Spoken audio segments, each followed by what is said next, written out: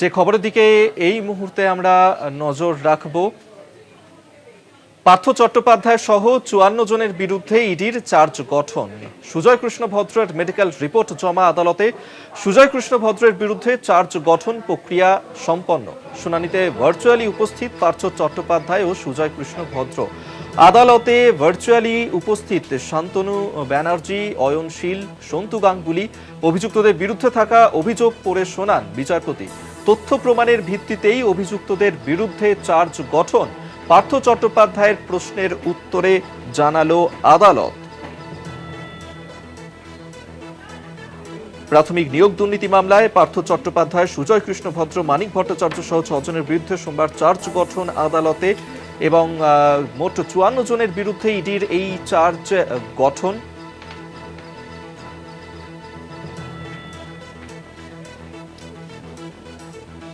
পার্থ চট্টোপাধ্যায় সহ ৫৪ জনের বিরুদ্ধে ইডির চার্জ গঠন। সুজয় কৃষ্ণ ভদ্রের মেডিকেল রিপোর্ট জমা আদালতে।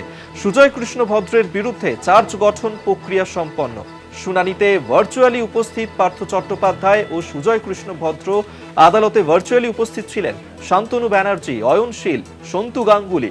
অভিযুক্তদের বিরুদ্ধে থাকা অভিযোগ পড়ে শোনান বিচারপতি। তথ্য প্রমাণের ভিত্তিতেই অভিযুক্তদের বিরুদ্ধে চার্জ গঠন। পার্থ চট্টোপাধ্যায়ের প্রশ্নের উত্তরে জানালো আদালত।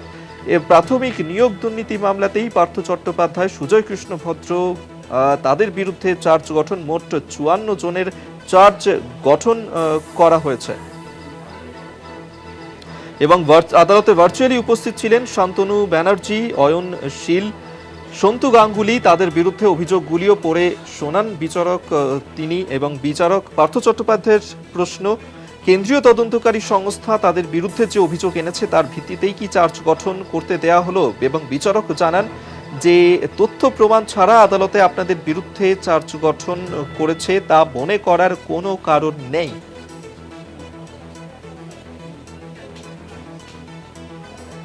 আমরা এই নিয়েই কথা বলবো। সত্যসুন্দর ভট্টাচার্য নগর দায়রা আদালত থেকে আমাদের সঙ্গে সরাসরি রয়েছেন প্রতিনিধি। এই নিয়ে আরো বিস্তারিত জানবো। সত্য,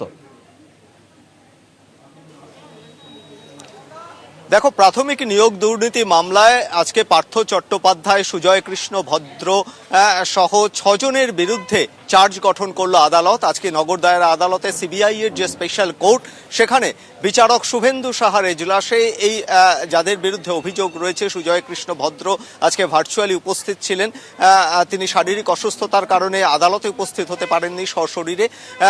সেখানেই কিন্তু নার্সিংহোমে তার সঙ্গে ভার্চুয়ালি তার সঙ্গে কথা বলেন বিচারক শুভেন্দু সাহা। এবং সেক্ষেত্রে সুজয় কৃষ্ণ ভদ্রের বিরুদ্ধে যে অভিযোগগুলো রয়েছে পিএমএলএ অ্যাক্ট অনুযায়ী, সেই অভিযোগগুলো পড়ে শোনান বিচারক এবং তার ভিত্তিতে তিনি নির্দোষ কিনা জিজ্ঞাসা করা হলে, তিনি দোষী বা নির্দোষ কিনা জিজ্ঞাসা করা হলে তিনি বলেন নির্দোষ। অন্যভাবে পার্থ চট্টোপাধ্যায় এবং অয়নশীল, সন্তু গাঙ্গুলি তাদের সঙ্গেও কিন্তু ভার্চুয়ালি কথা হয় বিচারকের এবং সেখানে তাদের বিরুদ্ধেও কিন্তু নির্দিষ্ট পিএমএলএ যে অ্যাক্ট রয়েছে তাতে তাদের বিরুদ্ধে যে সমস্ত অভিযোগগুলো রয়েছে সেই অভিযোগগুলো তাদেরকে পড়ে শোনান বিচারক এবং সেক্ষেত্রে তাদের বিরুদ্ধেও চার্জ গঠন করা হয়। অন্যদিকে সশরীরে আদালতে উপস্থিত ছিলেন মানিক ভট্টাচার্য। তার বিরুদ্ধেও যে সমস্ত অভিযোগ রয়েছে এই প্রাথমিক নিয়োগ দুর্নীতির তদন্তে সিবিআই এর স্পেশাল কোর্টে বিচারক শুভেন্দু সাহার এজলাসে তার বিরুদ্ধে আনা অভিযোগগুলো সেগুলো তাকে পড়ে শোনানো হয় এবং সেক্ষেত্রে তার বিরুদ্ধেও কিন্তু চার্জ গঠন করা হলো।